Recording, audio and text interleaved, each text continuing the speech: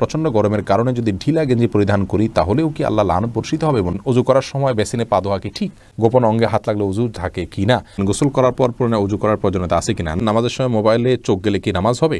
ছোট বালতি থেকে পানি না ঢেলে পানির মধ্যে হাত দিয়ে উজু করা যাবে কি না? ডান হাতে খাবার গ্রহণের সময় প্রয়োজনে কি বাম হাতে পানি পান করা যাবে? আমার পরিপূর্ণ বয়স হচ্ছে, আমি বিয়ে করতে চাই, এখন আমার পরিবারকে কিভাবে বলতে পারি পরামর্শ চাই? অন্য ধর্মের লোকদের কি বাসা ভাড়া দেওয়া যাবে? সুদের টাকা দিয়ে তৈরি করা বাড়িতে আমল করলে আমল কি কবুল হবে? নখপালিশ লাগিয়ে নামাজ পড়লে নামাজ হবে কিনা? কারো থেকে ঋণ নিলে যার থেকে ঋণ নিয়েছি ওই ব্যক্তিকে পরবর্তীতে খুঁজে না পেলে করণীয় কি? কিবলার দিকে পা দিয়ে শোয়া যাবে কিনা? মহিলাদের ভাঙতি রোজা কি স্বামীর অনুমতি ছাড়া রাখা যাবে? মুয়াজ ইনসান আপনি জানতে চেয়েছেন, সুদের টাকা দিয়ে তৈরি করা বাড়িতে আমল করলে আমল কি কবুল হবে? সুদের টাকা দিয়ে তৈরি করা বাড়িতে যদি আমল করেন তাহলে আমল কবুল হবে না, বিষয়টি কিন্তু সেরকম নয়। ধরুন সুদের টাকা দিয়ে আরেকজন বাড়ি করেছে, আপনি সেখানে আমল করেছেন, তো আপনার আমল কবুল হওয়ার সাথে ওইটার কোনো সম্পর্ক নেই। সালমা বেগম জানতে চেয়েছেন, মহিলাদের ভাঙতি রোজা কি স্বামীর অনুমতি ছাড়া রাখা যাবে? স্বামীর অনুমতি ছাড়া রাখা যাবে না। স্বামী যদি বলো যে হ্যাঁ রাখতে পারে, আর যদি স্বামী বাসায় থাকেন তাহলে সেক্ষেত্রে স্বামীর অনুমতি নিয়ে তারপরে রাখা উচিত। ভাঙতি রোজা যেগুলো, এগুলো তো ফরজ রোজা, কিন্তু ওই দিন রাখাটা তো আপনার জন্য ফরজ নয়, অতএব দিনটা নির্দিষ্ট করার ক্ষেত্রে তার সম্মতি নিয়ে করা উচিত। কারজাই এর দিকে আপনি জানতে চেয়েছেন, কারো থেকে ঋণ নিলে যার থেকে ঋণ নিয়েছি ওই ব্যক্তিকে পরবর্তীতে খুঁজে না পেলে করণীয় কি? যদি কোনোভাবে খুঁজে পাওয়া না যায় এবং আশাও ছেড়ে দেন তাহলে সেক্ষেত্রে সেই ঋণের টাকা আপনি যে কোনো গরিব মানুষকে, অসহায় মানুষকে আপনি দান করে দিবেন বা কল্যাণমূলক খাতে দান করে দিবেন ওই ব্যক্তির তরফ থেকে, প্রাপকের তরফ থেকে, তাহলে আপনি দায়মুক্ত হবেন ইনশাআল্লাহ। এমডি ইফতিখার শুভ আপনি জানতে চেয়েছেন, নখপালিশ লাগিয়ে নামাজ পড়লে নামাজ হবে কিনা? নখপালিশ লাগিয়ে যদি আপনি অজু করেন তাহলে অজু হবে না, আর ওজু না হলে নামাজ হবে না। অতএব বলতে পারেন নখপালিশ লাগিয়ে অজু করে নামাজ পড়লে নামাজ হবে না। কিন্তু যদি অজু অবস্থায় নখপালিশ লাগিয়ে আপনি নামাজ পড়েন অজু অবস্থায়, তাহলে ওই নামাজটা হবে। পরবর্তীতে আবার যখন নামাজের সময় হবে বা অজু ভাঙবে তখন আপনাকে নখপালিশ রিমুভ করে তারপর অজু করতে হবে, অন্যথায় এটি জায়েজ হবে না। মা বোনরা মাসিকের দিনগুলোতে নেল পালিশ ইউজ করতে পারেন, কোনো অসুবিধা নেই, যেহেতু তখন নামাজের অপশন তাদের নাই। কিন্তু পরবর্তীতে আবার নামাজ যখন শুরু হবে তার আগে তাদেরকে সেটি রিমুভ করে নিয়ে তারপর উজু করে নামাজ পড়তে হবে।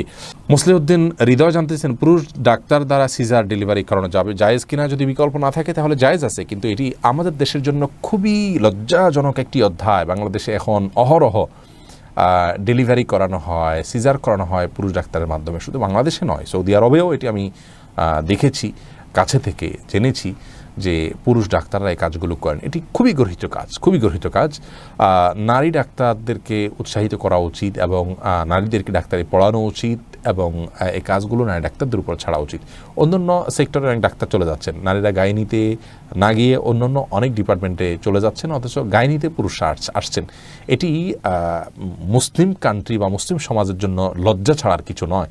একজন রোগী হিসাবে আমরা যদি অনন্য উপায় হই, অন্য কোনো বিকল্প ব্যবস্থা না থাকে, তাহলে আমাদের জন্য এটি জায়েজ রয়েছে।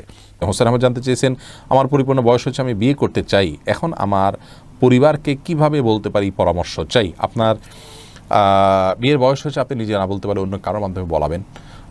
এই জন্যই তো গোটা পরিবারকে দিনের পথে আনার জন্য আগে চেষ্টা করতে হয়। তারা যখন দিন বুঝবেন তখন তাদের সব কিছু বোঝানো সম্ভব হবে কোরআন এবং হাদিসের আলোকে। আপনি নিজে না পারলে অন্য কারোর মাধ্যমে করবেন। আলমগীর হোসেন জানতেছেন, নামাজের সময় মোবাইলে চোখ গেলে কি নামাজ হবে? নামাজ হয়ে যাবে, কিন্তু এটি নামাজের মানকে অনেকখানি নিচে নামিয়ে দিবে।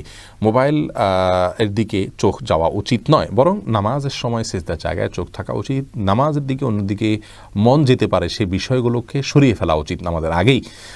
মোবাইলকে এমন জায়গায় রাখা উচিত নয়। নবী সাল্লাল্লাহু আলাইহি ওয়াসাল্লামকে একবার একটা কাপড় দেওয়া হলো নামাজ পড়ার জন্য, সেখানে কিছু চিত্র ইত্যাদি অঙ্কন করা ছিল, হয়তো গাছপালার চিত্র বা এরকম হালাল কোনো চিত্র ছিল।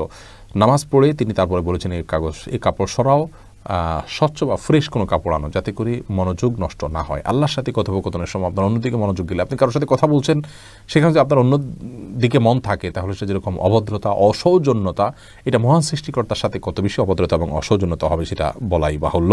এস আলম আপনি আইডি থেকে জানতে চেয়েছেন, গোপন অঙ্গে হাত লাগলে উজু থাকে কি না? আমাদের দেশের উলামায়ে কেরামের মতে, বাহানাই মতে উলামায়ে কেরামের মতে গোপন অঙ্গে হাত লাগলে উজু ভাঙবে না। তবে আরবিন স্কলাররা, সৌদি আরবের উলামায়ে কেরাম, তাদের মতে গোপন অঙ্গে হাত লাগলে উজু ভেঙে যাবে, যেহেতু আপনার একটা হাদিস রয়েছে যে মানমাসা জাকারাহু ফালিয়াতাওয়াদ্দা, এই জন্য তারা হাত লাগলে বলতে কাপড়ের উপর দিয়ে নয়, সরাসরি যদি কেউ স্পর্শ করে তারা ওটাকে ওযু ভঙ্গের কারণ হিসাবে উল্লেখ করেন।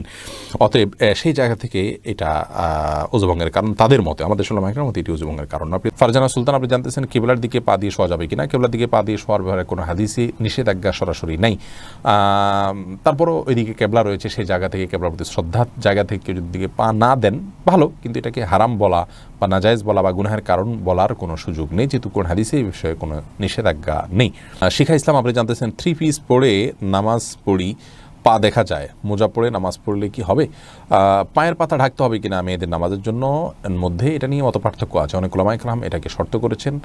আমি ব্যক্তিগতভাবে এই মতটা চাইতে যারা বলেন যে পায়ের পাতা, পাতা বলতে পায়ের পাতার তলের অংশ এটা ঢাকার শর্ত দিয়ে থাকেন, তাদের মতটাকে আমি সমর্থন করি না। পাতার উপরের অংশ, যেটা পাতার উপরের অংশ, সেটা ঢাকতে হবে কিনা অনেক উলামা ইকরাম বলেছেন সেটা ঢাকতে হবে, অনেকে বলেছেন শুধু গিরার নিচ পর্যন্ত থাকলেই হবে কাপড়, পাতা না ঢাকলেও চলবে। তো দুই পক্ষের উলামা ইকরামের দলিল রয়েছে। নিরাপদ হলো এমন কাপড় পরা যে কাপড়টা অনেক বেশি লম্বা হয়, যে পায়ের পাতার উপরের অংশ সহ ঢাকা পড়ে। তলা ঢাকার জন্য, মোজা পরার জন্য আলাদা করে কষ্ট করা বা কসরত করা এটা আবশ্যক নয়। ইনশাআল্লাহ বিদিনিল্লাহ নামাজ হয়ে যাবে যদি কেউ মোজা না পড়েন। এরপরে কুররাত আইন মারিয়া, আপনি জানতে চেয়েছেন অন্য ধর্মের লোকদের কি বাসা ভাড়া দেওয়া যাবে? যাবে, কোনো অসুবিধা নেই, তাদেরকে বাসা ভাড়া দেওয়াতে কোনো অসুবিধা নেই। মোহাম্মদ আরাফাত ইসলাম জানতেছেন ডান হাতে খাবার গ্রহণের সময় প্রয়োজনে কি বাম হাতে পানি পান করা যাবে? প্রয়োজনে বলতে কি, ডান হাতে পানি পান করা উচিত, খাবার গ্রহণ করা উচিত। ইভেন আপনার খাবার খেলে আঙ্গুল চেটে তারপরে আপনি ডান হাতে ধরে খাবেন। যদিও আমাদের উলামা ইকরাম বলেন যে বাম হাতে আপনি পানির পাত্র ধরলেন, ডান হাত দিয়ে ঠেক দিলেন, তার মানে 2 হাত ধরে খালেন, এটা জায়েজ আছে, এটা একটা পন্থা মাত্র, কিন্তু সবচেয়ে উত্তম হয় সরাসরি ডান হাতে খাওয়া। সেক্ষেত্রে খাবার লেগে যাওয়ার যে ভয় থাকে গ্লাস ইত্যাদিতে, সেটা থেকে বাঁচার জন্য আপনি পরিষ্কার করে নেবেন, আলতো করে ধরবেন, কিন্তু ডান হাতে খাওয়া উচিত, পান করা উচিত, যেহেতু হাদিসে সুস্পষ্টভাবে ডান হাতে খাওয়া পান করার নির্দেশ রয়েছে। ফারিয়া এনামুল, আপনি জানতে চেয়েছেন ছোট বালতি থেকে পানি না ঢেলে পানির মধ্যে হাত দিয়ে ওযু করা যাবে কি না? যাবে। হাত দিয়ে কোষ করে উঠিয়ে আগে হাত ধোবেন 3 বার, এরপরে আবার আপনি কোট দিয়ে স্বাভাবিকভাবে ওযু করতে পারেন, কোনো অসুবিধা নেই। নবী সাল্লাল্লাহু আলাইহি ওয়াসাল্লাম এই পদ্ধতিতে ওযু করেছেন। হাসিবুল হোসেন জানতে চেয়েছেন গোসল করার পর পুনরায় ওযু করার প্রয়োজনীয়তা আছে কিনা? না, গোসল যদি সুন্নাহসম্মত করে থাকেন আলাদা ওযু করার কোনো প্রয়োজন নাই। 2 হাতের কবজি ধুয়ে, কুলি করে, নাকে পানি দিয়ে, মুখ ধুয়ে, হাত ধুয়ে, মাথা মাসে করে তারপরে গোসল শেষ করে আসার পা ধুয়ে চলে আসবেন। এভাবে গোসল করলে আপনার আলাদা করে আর গোসল করার কোনো প্রয়োজন নেই। ওযুতে আপনার গোসলের শুরুতে ওযুর নিয়ত হয়ে যাচ্ছে। নিশান, আপনি জানতে চেয়েছেন ওযু করার সময় বেসিনে পা ধোয়া কি ঠিক? নিজের বাসা বাড়িতে অসুবিধা নেই, করতে পারেন, তবে আপনার রিস্ক মুক্ত হওয়াটা আর বিষয়ে মাথা রাখতে হবে। নিজের জন্য রিস্কি হলে সেটা আপনার জন্য করা উচিত হবে না, কারণ নিজেকে বিপদের মুখে ঠেলে দেওয়া ইসলামের শরীয়তে জায়েজ নয়। অনেক সময় এখান থেকে পড়ে বা দুর্ঘটনার শিকার হতে পারে মানুষের। যদি সেরকম না হয়, আপনি আশপাশে কিছু ধরে করতে পারেন, তাহলে এটা জায়েজ আছে, কিন্তু পাবলিক প্লেসে বা বাইরে এরকমটি করা অনুচিত, যেহেতু এটা দৃষ্টিকটু। অন্য ধরনের মানুষরা আছে যারা এই বেসিন ব্যবহার করবে, তারা দেখে হয়তো ইসলাম সম্পর্কে বাজে ধারণা নিবে, বা তাদের হক নষ্ট হতে পারে, বা আশপাশে পানি পড়ে ভিজে যাবে, জায়গাগুলো নষ্ট হবে। সেই জায়গা থেকে পাবলিক প্লেসে এমনটি না করা উচিত, কিন্তু করলে ওযু হয়ে যাবে। ফারজানা রহমান শারমিন জানতে চেয়েছেন প্রচণ্ড গরমের কারণে যদি ঢিলা গেঞ্জি পরিধান করি তাহলেও কি আল্লাহ লানত বর্ষিত হবে? এবং ফারজানা, যদি বাসা বাড়িতে আপনি পড়েন তাহলে তো আল্লাহ লানত বর্ষিত হওয়ার কোনো প্রশ্নই ওঠে না, যদি গায়ে মাহরামের সামনে এসে পড়ে না যান আপনি, বা সেটা পরার পর উপর দিয়ে পাতলা না পরে নেন, যাতে আপনার সৌন্দর্য প্রকাশিত না হয় গায়ে মাহরামদের সাথে। এরকম যদি চলেন তাহলে কোনো অসুবিধা নেই বাসা বাড়িতে। আর বাসা বাড়ির বাইরে যদি আপনি যান তাহলে সেক্ষেত্রে বোরকার নিচে যদি আপনি এ ধরনের পোশাক পরেন, কোনো অসুবিধা নেই ইনশাআল্লাহ বিদিনিল্লাহ। অর্থাৎ আপনার পর্দা, বাইরে যখন যাবেন পর্দা মেনটেন করতে হবে। গরম এর কষ্ট যত বেশি, জাহান্নামের গরমের কষ্ট তার চাইতে অনেক বেশি। অতএব পর্দা লঙ্ঘন যেন না হয়, পরপুরুষের সামনে যাতে আপনার পর্দা লঙ্ঘিত না হয়, সে বিষয়টা আপনি খেয়াল করবেন। এছাড়া বাকি অবস্থাতে আপনি করতে পারেন।